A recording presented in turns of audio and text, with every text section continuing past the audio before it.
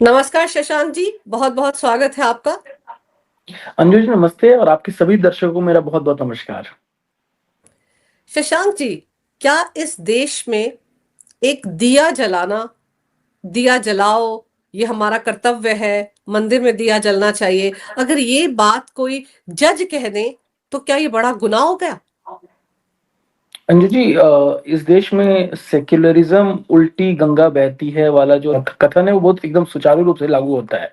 जब भी कभी हिंदू के किसी भी भावनाओं के प्रति अगर संविधान उचित कार्य होता है तो इस तरीके की बातें की जाती हैं और ये पहला उदाहरण नहीं है।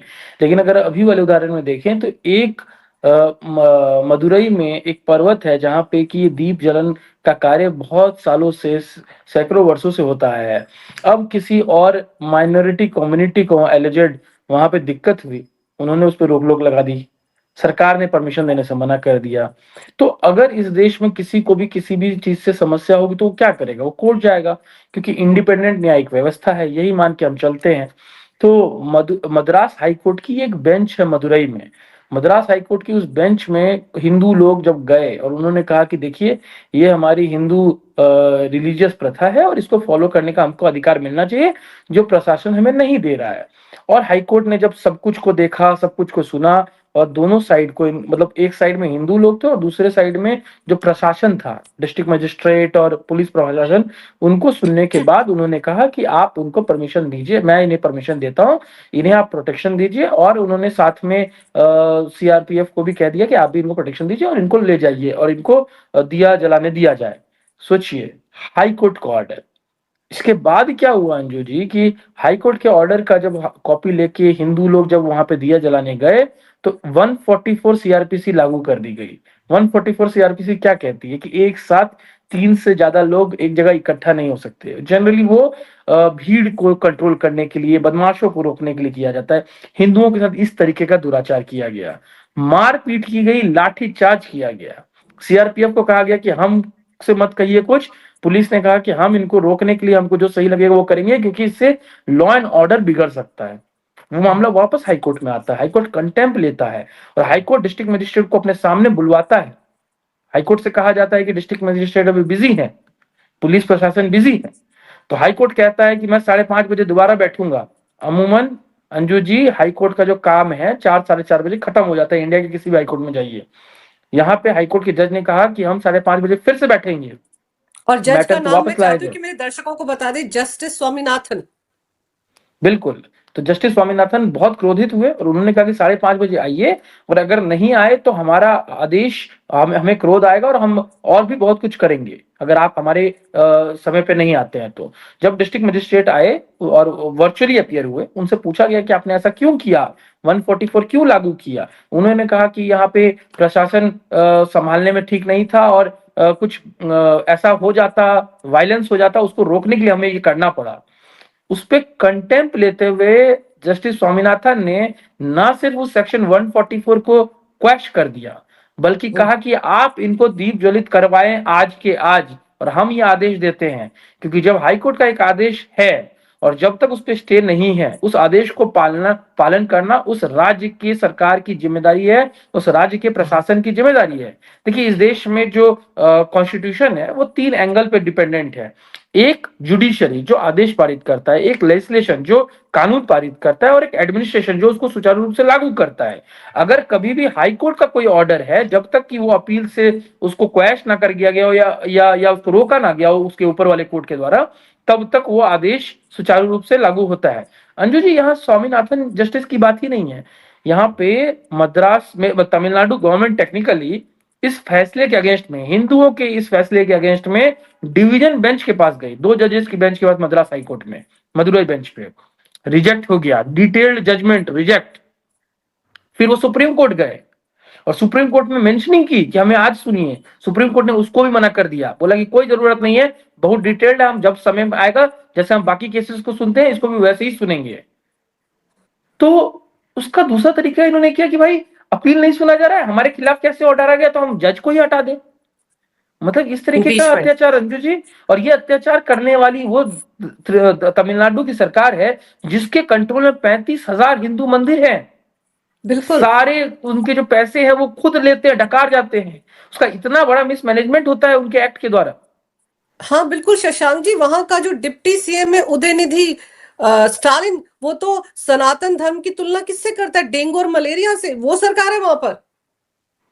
बिल्कुल। उदयनिधि स्टालिन तो स्टालिन का बेटा है, सीएम का बेटा है। हाँ। वो हाँ। कहता है, डी राजा कहता है बीमारी है इसको हटा देंगे, बीमारी है मिटा देंगे, हिंदू सनातन धर्म गंदा धर्म इसको हटा देंगे। इस तरीके की मानसिकता। कंटेम्प्ट पिटीशन सुप्रीम कोर्ट में कि उसके ऊपर एफआईआर होना चाहिए, अभी तक पेंडिंग है। मैं मानता हूं सुप्रीम कोर्ट की भी जिम्मेदारी है और जवाबदारी है कि क्यों नहीं उसके ऊपर अभी तक एफआईआर हुआ।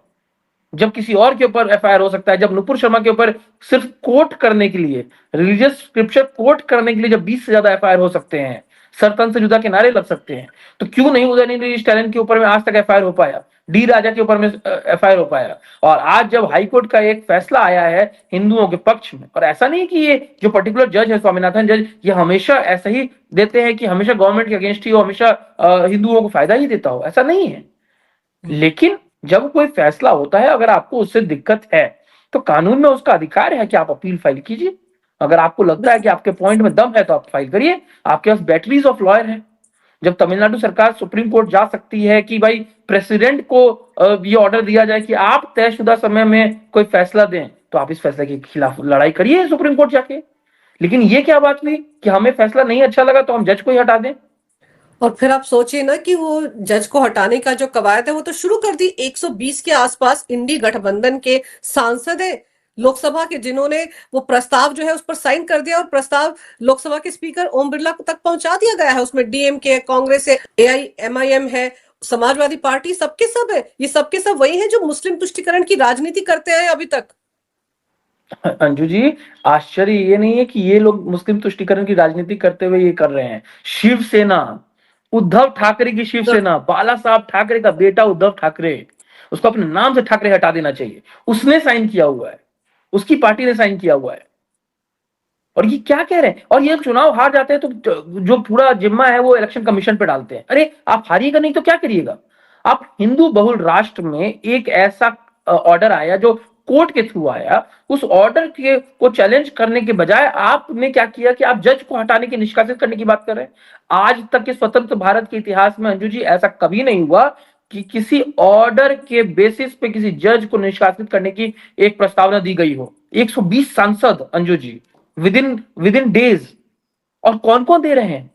प्रियंका वाड्रा साइन कर रही है कांग्रेस की तरफ से। क्या कांग्रेस अपना अतीत भूल चुकी है? शिवसेना साइन कर रही है। क्या शिवसेना अपना हिंदुत्व भूल चुकी है? समाजवादी पार्टी है, समाजवादी पार्टी भूल गई है कि जिस राम को गाली देने के चक्कर में आज वो पॉलिटिकली हाशिए पे पहुंच गए हैं, वो वही काम फिर से कर रहे हैं। राष्ट्रीय जनता दल, एआईएमआईएम, इस तरीके की पार्टीज। मैं कहता हूं आपको हिंदू से प्यार नहीं है, प्रेम नहीं है, समझ में आता है, लेकिन क्या आप जो दिन भर संविधान की कॉपी लेके घूमते रहते हैं, क्या उससे भी प्यार नहीं है? क्या संविधान में जो लिखा हुआ है कि इंडिपेंडेंस ऑफ जुडिशियरी सुचारू रूप से रहेगी, क्या उसको आप भूल चुके हैं? क्या जुडिशियरी इंडिपेंडेंटली काम करना बंद कर दे? क्या जुडिशियरी को इस तरीके से डरा के धमका के आप काम करना चाहते हैं? क्या ये अटैक नहीं है जुडिशियरी पे और इंडिपेंडेंस ऑफ बिल्कुल। जुडिशियरी पे? बिल्कुल। अब डरा धमकाई तो रहे हैं जस्टिस स्वामीनाथन को कि उन्होंने ऐसा फैसला क्यों दे दिया, लेकिन आप ये सोचिए कि जिस पर्वत पर एक दीपक प्रज्वलित करने की बात थी, उसकी बगल में दरगाह है ना, तो दर्द तो होगा ही ना शशांक जी।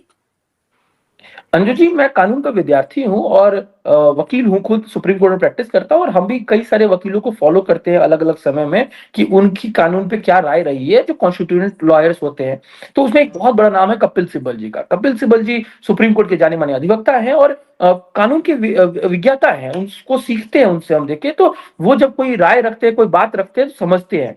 अब देखिए, कुछ समय पहले जस्टिस यशवंत वर्मा का मामला आया था। यशवंत वर्मा, जिनके घर में 15 करोड़ से ज्यादा के जले हुए कैश मिले थे, और उसके बाद बात हुई थी कि उनके ऊपर इंपीचमेंट मोशन ही चाहिए।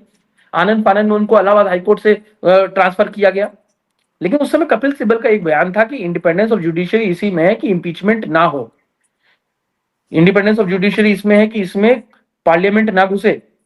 इंडिपेंडेंस ऑफ जुडिशियरी इसमें है कि कानून अपना काम देखे, कोर्ट कोर्ट का काम देखे, इसमें पार्लियामेंट या नेतागण ना घुसे। ये कपिल सिब्बल कांग्रेसी हैं, और ये कपिल सिब्बल आज संसद में बैठे हैं राज्यसभा में, क्योंकि समाजवादी पार्टी ने इनका सपोर्ट किया था। और यही कांग्रेस और समाजवादी पार्टी आज जब जस्टिस स्वामीनाथन के अगेंस्ट में इंपीचमेंट मोशन ला रही है तो कपिल सिब्बल चुप है, हाँ, क्यों नहीं बोलते? दोगलापन तो, यही तो दोगलापन है इनका। मतलब मेरा मानना है कि एक तो वहां पे उस पहाड़ पे दरगाह बनी कैसे, हर पवित्र हिंदू स्थल पे दरगाह कैसे बन जाती है, और उससे भी पीछे जाइए तो क्या दरगाह का इस्लामिक औचित्य है कुछ, क्या वो कोई भी क्या नहीं। वो as per Islamic doctrine legal है? क्योंकि मैंने तो नहीं सुना है आज तक कि मक्का मदीना में कहीं पे भी इस तरीके की दरगाह हो। जब ये बिल्कुल। कहते हैं कि हम वंदे मातरम नहीं गाएंगे क्योंकि माता का स्वरूप है और दुर्गा माता के स्वरूप की हम पूजा नहीं कर सकते इसलिए वंदे मातरम नहीं बोलेंगे, अगर इस तरीके का व्यक्तित्व है तो किस तरीके से कोई एक मजार की पूजा कर सकता है? तो किस तरीके से इस देश में दरगाह बन जाते हैं और दरगाह की पूजा हो जाती है और दरगाह की पूजा के चक्कर में आप हिंदू रीति रिवाजों को रोक देते हैं? तो यहां दो मैटर है अंजू जी, एक रिलीजियस और दूसरा कॉन्स्टिट्यूशनल। रिलीजियस मैटर यह है कि कब तक हिंदुओं की भावना को आप दबाएंगे क्योंकि कोई और आहत ना हो जाए, कब तक हिंदुओं के प्रॉपर रीति रिवाजों को आप रोकेंगे? चाहे बंगाल में नवरात्रि के समय में क्योंकि रमजान हो रहा है और उसमें आपने टाइम टाइम बाउंड कर दिया, क्योंकि किसी और जगह जुलूस निकल रही है गणेश चतुर्थी को आपने कटिल कर दिया। इस तरीके की चीजें हमने सुनी। आज ये दीपोत्सव की बात हो रही है, उसको रोकने की बात हो रही है। ये हो गया रिलीजियस एंगल। और कॉन्स्टिट्यूशनल एंगल, अगर हाई कोर्ट के जज को सुनने के बाद लगता है कि कोई एक पार्टी के पक्ष में हमें ऑर्डर देना चाहिए और उन्होंने ये वो पक्ष में ऑर्डर दिया, तो क्या औचित्य बनता है आपको उनके अगेंस्ट में जाके इंपीचमेंट मोशन मूव करने का? प्रियंका वाड्रा ने कल ये साइन किया कि इनको इंपीच करना चाहिए। आज राहुल गांधी का ट्वीट देख रहा हूं मैं, कांग्रेस पार्टी के ऑफिशियल हैंडल से आया हुआ है राहुल गांधी का बयान, जिसमें वो धमकी दे रहे हैं इलेक्शन कमीशन को कि हम देख लेंगे तुमको, ऐसा मत सोचो कि हमारी सरकार आएगी तो हम नहीं देख पाएंगे, हम कानून लाएंगे, रेट्रोस्पेक्टिव लाएंगे और तुमको तब अंदर डालेंगे। तो बेसिकली हर किसी को इंटिमिडेट करना, हर उस कॉन्स्टिट्यूएंट अथॉरिटी को जो अदरवाइज इंडिपेंडेंटली काम करती है, चाहे वो इलेक्शन कमीशन हो, चाहे वो जुडिशरी हो, चाहे वो कोई और हो, उसको दबा के धमका के डरा के काम करने की कोशिश। और अंजू जी ये तब हो रहा है जब इनकी सरकार सिर्फ 8 से 9 राज्यों में है और ये बिल्कुल। आपस में बहुत बटे हुए हैं। सोचिए कि आज अगर ये देश पे राज कर रहे होते या ज्यादा राज्यों में होते तो क्या हाल होता। और शशांक जी, जब इनका राज था तभी तो इतने सारे रोहिंग्या और घुसपैठ के देश में घुस आए, जिनके लिए अगर एसआईआर हो रहा है तो कितनी तकलीफ हो रही है इनको। ये जो आप कह रहे हैं कि चेन्नई हाई कोर्ट की मदुरई बेंच के जस्टिस हैं स्वामीनाथन, उनको डरा धमका रहे हैं। यहां पर तो एक जमात ऐसी है जिन्होंने चिट्ठियां लिखकर सीजीआई को धमकाना शुरू कर दिया, जब उन्होंने कहा था कि क्या हम रोहिंग्या को रेड कारपेट वेलकम दें। और उसमें कौन कौन थे? जिन जनाब का नाम आपने लिया, कपिल सिब्बल साहब का, वो भी उनमें थे जिन्होंने वो चिट्ठी लिखी। अभी प्रैक्टिस कर रहे सीनियर एडवोकेटों ने वो चिट्ठी लिखी, पूर्व जजों ने वो चिट्ठी लिखी। किसको डरा रहे हैं? सीजीआई को। क्या आप अमानवीय बातें कर रहे हैं? आप रोहिंग्या के अधिकारों की बातें नहीं कर रहे हैं। ये कैसी दलील है? बिल्कुल अंजू जी, क्योंकि क्योंकि चीफ जस्टिस सूर्यकांत साहब ने एक बात स्पष्ट कहा कि जब कोई व्यक्ति इलीगली भारत में आता है तब वो भारत के लीगल रेमेडीज को कैसे क्लेम कर सकता है। आप अगर लीगली भारत में आएंगे और फिर अगर आपको कोई दिक्कत होता है तो आप लीगल रेमेडी क्लेम कर सकते हैं, नॉर्मल लॉजिक यही कहता है। आप इलीगली तो आए हैं लेकिन आप लीगल रेमेडी क्लेम कर रहे हैं, आप इंफ्रिंजमेंट करके आए हैं और आप रेफ्यूजी स्टेटस क्लेम कर रहे हैं। आप इस देश के नागरिक नहीं है लेकिन इस देश के नागरिक को लेकर जो संविधान बना हुआ है उसके आर्टिकल्स को इनिशिएट करने की, उसकी जो गारंटीड है उसको आप लेने की कोशिश कर रहे हैं और सपोर्ट कर रहे हैं ये लोग। तो ये पहली बार नहीं हुआ है कि अपने खिलाफ कोई आदेश को अगर आए तो इस तरीके से उसको अटैक करने की जुडिशरी को, ये पहली बार नहीं है अंजू जी। ये बहुत बड़ा एग्जांपल है, मैं आपको कोट कर सकता हूं। आम आदमी पार्टी के संयोजक और दिल्ली के पूर्व मुख्यमंत्री अरविंद केजरीवाल के ऊपर जब उनको बेल नहीं मिला और जब उनको जेल ले जाया गया तो किस तरीके से टारगेट हुआ जुडिशरी भारत का, किस तरीके से अटैक कर रहे थे सुप्रीम कोर्ट के और हाई कोर्ट के और इवन लोअर कोर्ट के जजेस को नाम ले लेकर। जब सोनिया गांधी को समन किया गया तो किस तरीके से टारगेट किया गया। इलेक्शन कमीशन को जो टारगेट कर रहे हैं वो भी नया नहीं है, हर बार जब चुनाव हारते हैं तो टारगेट करते हैं। अच्छा, जो इन्हीं के घटक दल हैं वो अपने राज्य में जब चुनाव जीत जाते हैं तो वो टारगेट नहीं करते हैं। और हाँ। इसके भी एग्जांपल हैं, जम्मू कश्मीर में उमर अब्दुल्ला की नेशनल कॉन्फ्रेंस जब जीत गई और वो आज मुख्यमंत्री है वहां पे, उन्होंने स्पष्ट कहा कि मैं ऐसा बिल्कुल नहीं कह सकता कि मैं जीत जाऊं तो ही सही है और मैं हार जाऊं तो गलत है। आज तृणमूल कांग्रेस ने कह दिया कि इलेक्शन कमीशन गलत नहीं कर रहा है। ये इस देश को बेरागर्क करने के फिराक में है, हर वो चीज का सपोर्ट कर रहे हैं जो बेसिकली इस देश को डिस्टर्बेंस की तरफ ले जाए। मेरा मानना है कि अगर आपको जुडिशरी में विश्वास है तो आप जजेस के पास जाइए, जुडिशरी के पास जाइए, अगर विश्वास नहीं है तो मत जाइए। लेकिन आप दोनों चीज एक साथ कैसे कर सकते हैं? यही काम एक समय प्रशांत भूषण करना स्टार्ट किए थे, तो प्रशांत भूषण पे जब कंटेम्प्ट हुआ था तब वो रुके उसके बाद, और अब बाकी लोग यही कार्य कर रहे हैं। आपने एक इकोसिस्टम बना लिया है जहां पे आप अपने वो लिबरल रिटायर्ड जजेस से चिट्ठियां लिखवाते हैं, ओपिनियन दिलवाते हाँ, हैं। लेकिन इस बार तो उनको करारा जवाब मिल गया ना, जब 44 पूर्व जजों ने सीजीआई के पक्ष में चिट्ठी लिखी और यही सारे सवाल उठाए कि आप रोहिंग्या जो अवैध तरीके से घुसा है, सबसे बड़ा गुनाह तो उसने यही कर दिया कि वो अवैध तरीके से आया। आप अपना आधार कार्ड देखिए, उसके ऊपर साफ साफ लिखा होता है कि ये पहचान पत्र नागरिकता का सबूत नहीं है। उसको भी नागरिकता का सबूत बनाने में लग जाते हैं। चुनाव आयोग को आपने भी याद दिलाया ना किस तरह की टीका टिप्पणियां की। आप याद करो, अभी बिहार विधानसभा चुनाव के दौरान प्रियंका वाड्रा ने क्या किया था, एक रैली में चुनाव आयोग के सभी अधिकारियों के नाम लिए, मुख्य चुनाव आयुक्त का नाम लिया, उनके दो सहयोगियों का नाम लिया, नारेबाजी करवाई मुर्दाबाद मुर्दाबाद की, और यहां तक कहा इन्हें पहचान लीजिए, इनके परिवारों को पहचान लीजिए, यही आपके वोट चोरी कर रहे हैं, ये कह रही है एक सांसद। तो किस तरह का मतलब माहौल बनाना चाहते हैं ये लोग? अंजू जी, उसमें बड़ी बात यह है कि कोई भी जो चुनाव होता है उसके 45 दिन तक आप उसको चैलेंज कर सकते हैं। 45 दिन तक का इसलिए रिकॉर्ड रखा जाता है।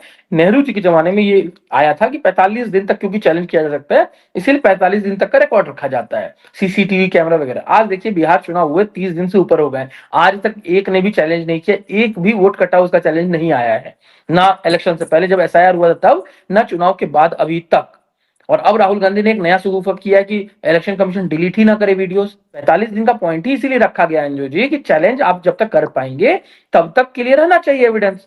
जब चैलेंज का समय ही बीत गया तो आप क्यों रखेंगे उस एविडेंस को?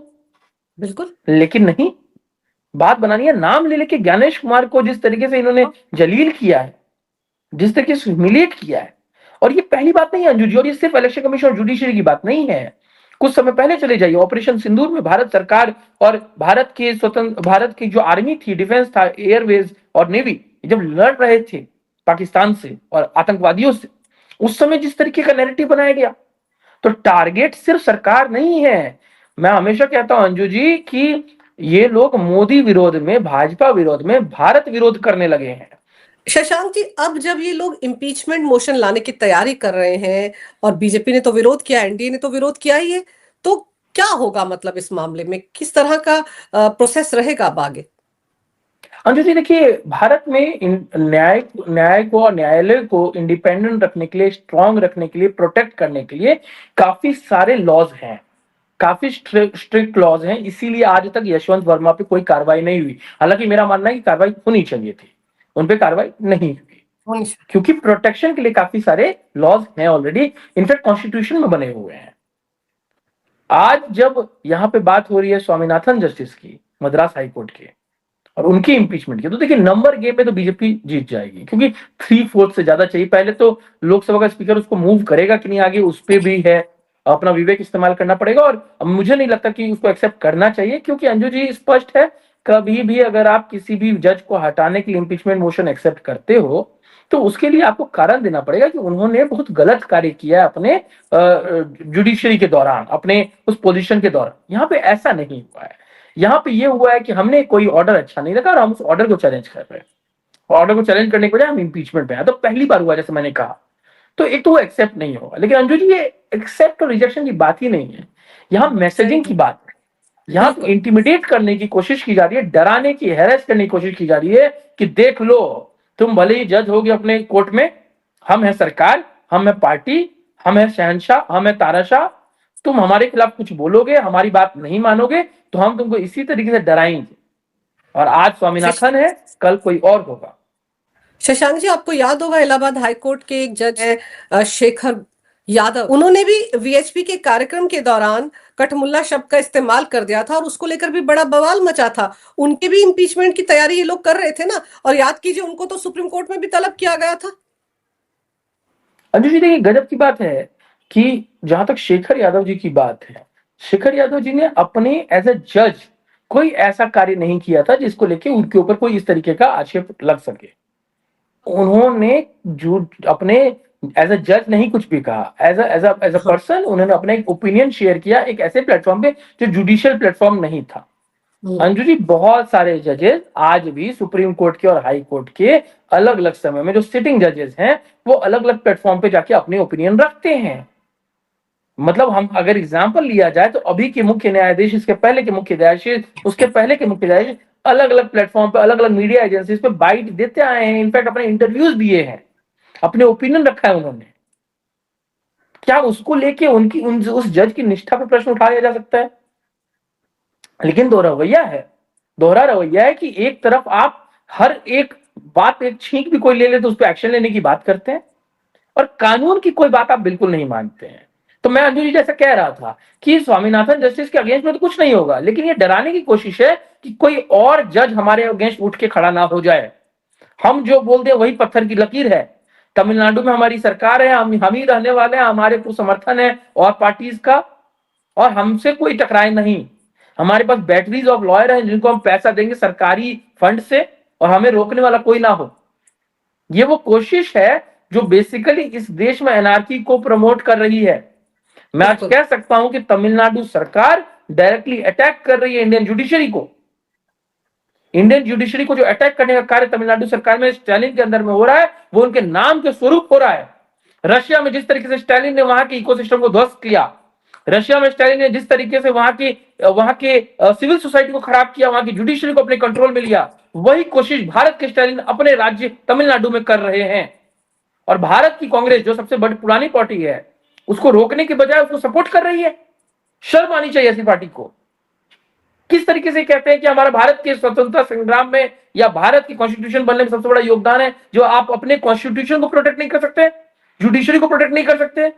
और क्या एवज में अंजू जी, क्या औकात है, मैं बोलूंगा क्या हैसियत है कांग्रेस पार्टी की तमिलनाडु में? एक मिनिस्टर तक उनको निर्भया नहीं दिया सन्नाटा। गया कोलिजन गवर्नमेंट में रहने के बावजूद, लेकिन पिछलग्गू की तरह उनको सपोर्ट करने के लिए इस तरीके के अनैतिक इंपीचमेंट एप्लीकेशन को सपोर्ट कर रहे हैं और उनके सर्वोच्च नेता सपोर्ट कर रहे हैं। तमिलनाडु सरकार कर रही है, ये समझिए। DMK is equal to Tamil Nadu सरकार आज की डेट में। जैसे भाजपा हम बोलते केंद्र सरकार है, तमिलनाडु सरकार है डीएमके, कर्नाटका सरकार है कांग्रेस, आंध्र प्रदेश तेलंगाना सरकार है कांग्रेस, हिमाचल सरकार है कांग्रेस। ये सारे की सारी पार्टीज ने साइन किया इसको। आप समझिए छोटी बात नहीं है। एमआईएम गवर्नमेंट में पार्ट है आंध्र प्रदेश तेलंगाना में, तेलंगाना में। उन्होंने साइन किया है। इनका बस ये है कि इस देश को किस तरीके से डिवाइड करके रखना है, कोई भी बात कॉन्स्टिट्यूशनली सही हो उसको अपोज करना है। एग्जांपल लेता हूं, राम मंदिर का जजमेंट देखिए, 5 जजेस ने मिलकर उसको जजमेंट को साइन किया, सपोर्ट किया, कहा कि राम मंदिर बनना चाहिए, वो मैटर सॉल्व हो गया। मुसलमानों को भी जगह दे दी गई, भले ही वो गलत थे लेकिन उनको जगह दे दी गई। हिंदुओं को मंदिर वापस स्थापित करने का दिया गया और जो कि मंदिर बन के रेडी हो गया। लेकिन अब तक उस पर आवाज उठाते हैं, हाँ, अलग अलग एंगल लेके देते हैं। आज भी वो जो 5 जजेस हैं उनको सिक्योरिटी में रहना पड़ता है, डर का भावना है कि कब उन पे कोई अटैक न कर दे। और वो अटैक के सपोर्टर कौन है उसको यही पहचानने सब की लोग। जरूरत है। जो अंजू जी एक बार कहा था कि कपड़े देख के डिसाइड होता है कि कौन क्या चाहता है, वही बात है अंजू जी यहाँ पे।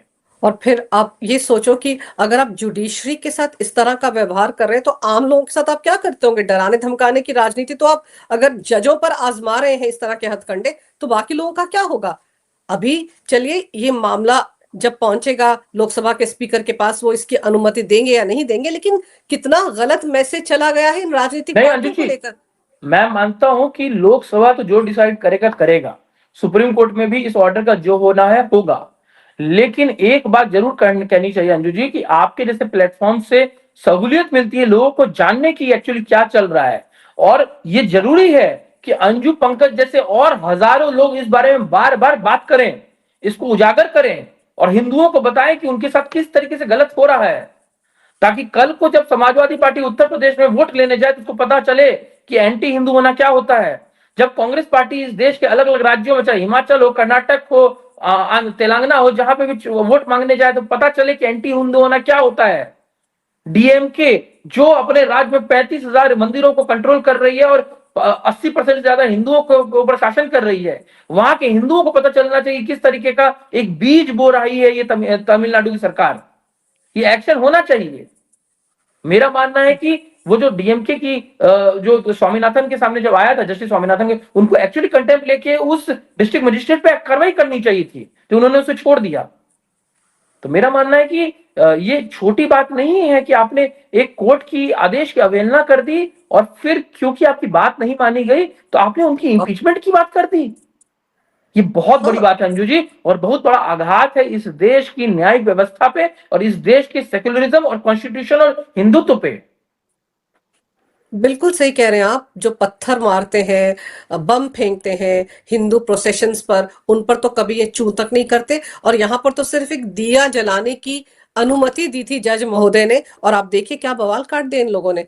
लेकिन अंजू जी एक बात हुआ, जब मेंशनिंग हो रहा था तो हिंदू पक्ष के लोग खड़े होकर ये कह रहे थे वहां पे, और वो मैंने पढ़ा, उन्होंने कहा कि आज ये मेंशन कर रहे हैं, मेंशन का नाटक कर रहे हैं, क्योंकि कल को जाके ये वहां पे मद्रास हाईकोर्ट में यही बात कहेंगे कि देखिए हमको सुप्रीम कोर्ट से कोई रिलीफ मिल गई है सिर्फ मेंशनिंग के नाम पे।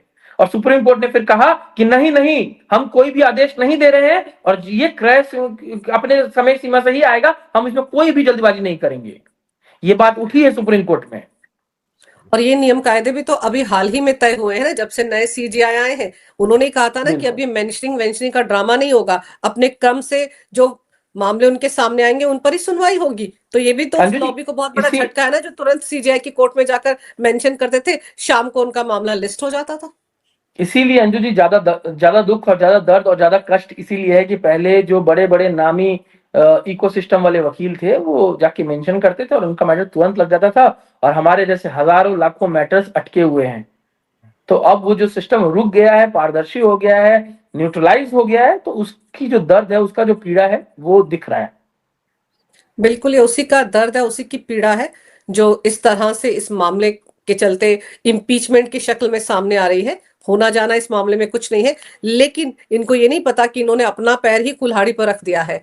हिंदू समाज देख रहा है ना कि किस तरह से ये लोग पेश आ रहे हैं। जब ये कहते हैं वोट चोरी हो गई, वोट चोरी हो गई इसलिए हम हार गए, ये इसलिए नहीं हारते, ये ऐसी ही हरकतों के चलते हारते हैं। कांग्रेस का जो हाल बिहार में हुआ है, बाकी लोगों को भी सबक ले लेना चाहिए। मतलब ये तो वैसी वाली बात हुई कि जब सबरीमाला वाला विवाद हुआ था कि सबरीमाला में महिलाओं को एंट्री दी जाए, तो ट्रेडिशन के अगेंस्ट है, वहां के कस्टम के अगेंस्ट है, क्योंकि ब्रह्मचारी रूप में वहां पे बैठे हुए हैं भगवान। और हम्म। सुप्रीम कोर्ट के कॉन्स्टिट्यूशनल बेंच ने 4:1 के रेशियो से ऑर्डर दिया कि नहीं, आप अलाउ करिए, वो भी एक मुस्लिम महिला के मांगने पर, जिसका उन पर विश्वास तक नहीं है। यही बात जो डिसेंटिंग जज ने कहा था अपने फैसले में, जो इकलौती महिला जज थी उस बेंच में। तो क्या किया केंद्र सरकार ने, क्या किया मोदी की फासिस्ट सरकार ने? क्या उन चारों जजेस को निष्कासित कर दिया? क्या इंपीचमेंट मोशन ले आए? ऐसा तो नहीं हुआ। बिल्कुल। आप लिबरल बनने का ढोंग करते हैं, लेकिन लिबरल के सबसे बड़े शत्रु आप हैं। आप फ्रीडम का ढोंग करते हैं, लेकिन सबसे बड़े फ्रीडम के अगेंस्ट काम करने वाले आप हैं। आज देखिए, ये सिर्फ मैं कहता हूं अंजू जी, ये सिर्फ एक बात नहीं है, ये इनकी सोच में है। आज आप देखिए कर्नाटक सरकार एक बिल लेके आई है, हेट स्पीच बिल करके, उसका कुछ तो नाम है। उसमें वो बेसिकली कह रही है कि आप सोच भी नहीं सकते, अगर आपकी कुछ बोलने से किसी की भावनाएं अगर आहत हो जाए तो भी आपको जेल में डाला जाएगा और नॉन बेलेबल होगा।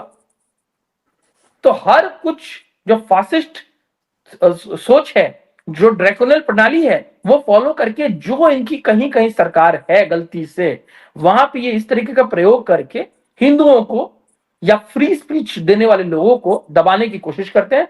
और जब भी न्याय व्यवस्था उनको प्रोटेक्ट करने के लिए आगे आती है, उस न्याय व्यवस्था को या न्यायालयों को ये कटघरे में डालने की या उनको रोकने की या उनकी प्रतिष्ठा धूमिल करने की कोशिश करते हैं।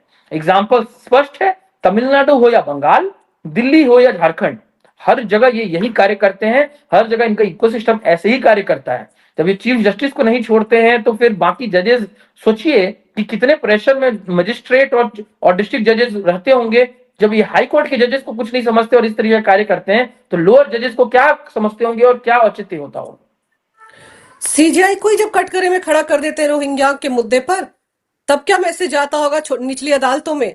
सीजीआई को तो कम से कम उन लोगों के खिलाफ कार्रवाई करनी ही चाहिए जो कि आज भी प्रैक्टिस कर रहे हैं सुप्रीम कोर्ट में, और वो सीजीआई के फैसले पर सवाल उठा रहे हैं, तो उनके खिलाफ भी कार्रवाई होनी चाहिए। ये एक अच्छा मैसेज नहीं है जुडिशरी के लिए भी और देश की पूरी जनता के लिए भी। इसमें जरूर कोई ना कोई कदम सुप्रीम कोर्ट को उठाने चाहिए या केंद्र सरकार को उठाने चाहिए। लेकिन फिर भी चलिए देखते हैं अब इस मामले में, जस्टिस स्वामीनाथन के मामले में क्या कुछ होता है। आपने इस विषय पर बहुत ही अहम जानकारी बड़ी ही गहराई के साथ मेरे दर्शकों को दी। शशांक जी, आपका बहुत बहुत धन्यवाद। नमस्कार। भारत माता की जय। वंदे मातरम। जय हिंद। नमस्ते अंजू जी, धन्यवाद इस मुद्दे पे बुलाने के लिए। मैं हमेशा कहता हूँ कि धर्मो रक्षति रक्षिता, इस मामले में भी वही होगा। आपके सभी दर्शकों को मेरा बहुत बहुत नमस्कार। जय हिंद, जय भारत। जय हिंद, जय भारत।